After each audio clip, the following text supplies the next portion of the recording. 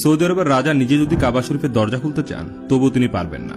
দরজা খোলার অধিকার আছে কেবল একজন সাধারণ পরিবারের হাতে। হ্যাঁ, ঠিকই শুনেছেন, পৃথিবীর সবচেয়ে সম্মানিত ঘর আল্লাহর ঘর কাবা শরীফের চাবি কোনো বাদশাহ বা রাজ পরিবার নয়, বরং এক সাধারণ বংশের কাছে প্রজন্ম থেকে প্রজন্ম ধরে রয়ে গেছে।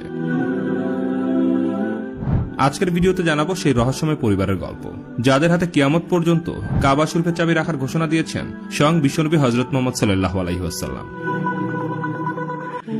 কাবা শরীফ ইসলামের পবিত্রতম স্থান।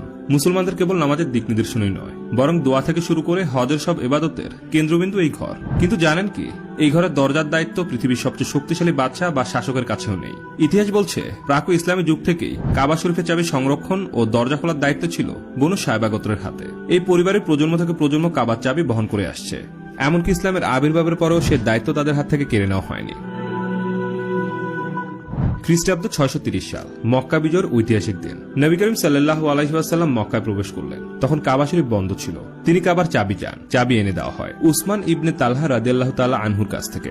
রাসূল সাল্লাল্লাহু আলাইহি ওয়াসাল্লাম নিজ হাতে দরজা খুললেন, ভেতরে প্রবেশ করলেন এবং 2 রাকাত নামাজ আদায় করলেন। সবাই অপেক্ষা করছিলেন কাদের হাতে যাবে এই দায়িত্ব।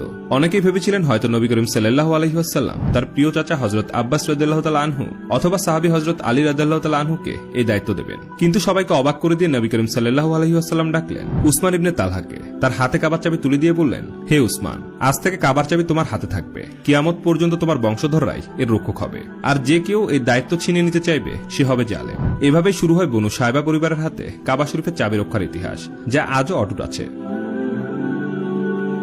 বর্তমানে দায়িত্ব পালন করছেন শেখ ডক্টর সালেহ বিন জায়েদ আল সাহেবী, যিনি বনি সায়বা বংশের 108তম উত্তরসূরি। সৌদির বাদশাহ বা বিশ্বের যে কোনো নেতা কাবার ভেতরে প্রবেশ করতে চাইলে তাকে ডাকতে হয়। তার হাতেই রয়েছে কাবার দরজার তালার চাবি। প্রতিবার দরজা খোলা বা বন্ধ করার সময় চাবি রাখা হয় একটি বিশেষ সবুজ ব্যাগে, যা তৈরি করা হয় কাবার গিলাফ তৈরির কারখানায়।